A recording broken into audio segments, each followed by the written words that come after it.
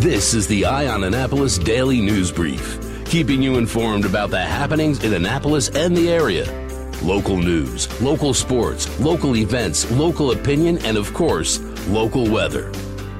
The Eye on Annapolis Daily News Brief starts now. Good morning. It's Tuesday, December 4th, 2018. This is John Frenaye, and this is your Eye on Annapolis Daily News Brief. There was an awful lot of swearing going on in Annapolis. We had the Anne Arundel County Council. They were sworn in at about 3:15 yesterday afternoon. It was a brief ceremony led by Scott Poyer, who is the new clerk of the courts, seated a brand new council, which will have only one returning member in Andrew Pruski, who was elected chairman. And unique about the council now is that it is a majority Democratic council, which is a flip-flop from the last administration, and for the first time ever, it is a majority of women. Allison Picard of District 2 was selected as the vice chair for the year. Over in the courthouse, Jim Fredericks was sworn in as the new sheriff in town, replacing Sheriff Ron Bateman, whom he defeated in the primary back in June. But the big deal was County Executive Stuart Pittman. Pittman took the oath of office just before noon yesterday at Maryland Hall in front of about 700 people. And he laid out his vision for the county in about a 15-minute speech, which you can actually listen to on eyeonannapolis.net, or if you are subscribed to this podcast, it probably was delivered to you yesterday afternoon. He's got some ambitious goals coming up. Among them are forming a gun violence prevention commission, ending the 287G partnership with the Immigration and Customs Enforcement, opening up discussions with the state to purchase the 447-acre Crownsville Hospital site, hiring the county's first environmental policy advisor, hiring more teachers and first responders and paying them more, creating an open and transparent government, and increasing community engagement and data reporting. Now, the inauguration ceremony was very cool. It had a signer, which is the first time I've ever saw someone doing American Sign Language at the front of the stage. Very good there. And it was opened up by an interfaith invocation led by leaders of local Christian, Jewish, and Muslim congregations. House Speaker Michael Bush was there to welcome the crowd and lead the Pledge of Allegiance. Reverend Stephen Tillett, pastor of Asbury Broadneck United Methodist Church and the Anne Arundel County chapter of the NAACP, served as the MC. As he wrapped up his speech, Pittman said that the county needed a new slogan. The old slogan under former county executive Steve Shue was Anne Arundel County as the best place to live, work, or start a business in Maryland. And Pittman, citing his frugality, said that he needed to hack off 9 words. And from now on, it's just going to be Anne Arundel County, the best place. I'm not sure I like that one, but let's see how Stuart Pittman does. We wish him all the best of luck as he gets underway, guiding the county for the next 4 years.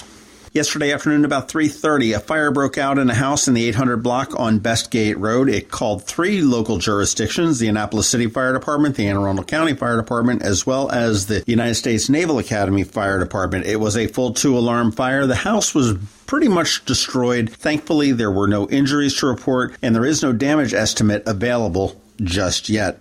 All right, listen up. I want to give you 3 pieces of advice of things not to do. First of all, don't pee in public. Second of all, if you pee in public and an officer comes to tell you not to pee in public, don't slap him. And thirdly, if you're peeing in public and an officer comes to tell you not to pee in public and you slap him, don't have an ounce of PCP in your pocket. Yes, that is exactly what happened to Brandon Bishop of Bowie, who was charged with slapping an officer, urinating in a public place, and drug distribution after the Annapolis Police Department responded to a call for help on Saturday in the 1300 block of Tyler Avenue. The initial call was for somebody that may have been under the influence of drugs. When they arrived, they saw he was peeing. They told him to stop. He smacked them. They held him. They found his drugs. And the officer was taken to the hospital just as a precaution to see if he had any exposure to the drugs when Bishop's hand hit him in the face. Good, solid advice. Back at the end of November, somebody dropped off a dead raccoon at the county animal control office. It was in a box, and it was tested positive for rabies. County Health Department was looking for the man that dropped it off. They found some video surveillance, and they've ultimately identified the man, but they're not identifying him to us because he needed to be tested for rabies. The raccoon did come from the Glen Burnie area, and the county does say that anybody that has come into contact with a rabid animal should see a medical professional and get treatment. Now, there have been 10 confirmed cases of rabies so far this year in Anne Arundel County, and that compares to 8 last year and 15 in 2016. Okay, that is about it for the top news today. Please make sure you're checking out eyeonannapolis.net throughout the day because we do update it throughout the day. Also, you want to click on the link that's in the show notes there and find out all the different ways that you can connect with us. There's lots of really cool ways that you can do that. You can send us voicemail messages or texts, sign up for our email, send us a letter to the editor, all of that good stuff. It's all now on one page on the website, so we've got a link there in the show notes as well. Please make sure you're recommending us to your friends and colleagues. We do appreciate that. And now you just want to hang tight because we have George Young with your local DMV weather forecast coming up in just a minute. From Main Street to Maryland Avenue, West Street to Ego Alley, and the circles in between. Shop local this holiday season by shopping at Midnight Madness in historic downtown Annapolis, with all stores open until midnight this Thursday. Post a selfie from Snowflake Alley, sip cocoa on City Dock, visit the baby alpacas, and on every street corner, enjoy dancers, carolers, and music. It's Midnight Madness. Visit DowntownAnnapolisPartnership.org. Midnight Madness is sponsored by the Downtown Annapolis Partnership, Sheehy Lexus of Annapolis, and WRNR. Going out? You need the most up-to-date local weather. Here's George Young from DMV Weather in Annapolis with today's forecast. Hey everyone, this is George with DMV Weather, and here's your Eye on Annapolis forecast for Tuesday, December 4th. Yesterday was a great bounce-back day of sun and warmth with sunny highs in the upper 50s and lower 60s after a wet, gray, slightly dismal weekend across Anne Arundel County. But Monday's nice weather will feel like a bit of a distant memory after today, as a much more winter-like period will start this morning and should last into at least next Monday or Tuesday as the first of two cold fronts moves through, allowing colder air to filter in from the northwest with sunny and sometimes breezy highs of 40 to 47 later today. Then after lows in the 25 to 30 degree range early Wednesday morning, we should expect highs the rest of the week to be somewhere in the 38 to 43 degree range as the second cold front moves through later in the week, helping to set the stage for what could be winter storm number 2 of the season to possibly impact the area Sunday into Monday. At this point, while it's still a bit too far out, we're starting to lean toward a storm that will bring either a mixture of rain and snow or straight snowfall to the region versus the third option on the table, which is little to nothing, with a storm that moves out to sea somewhere off the coast of the Carolinas. Definitely stay tuned for updates on this one, as it could easily evolve into a moderate to significant storm, whatever form it takes, as it develops in the Gulf of Mexico region and tries its best to become a coastal storm of some sort on the U.S. East Coast.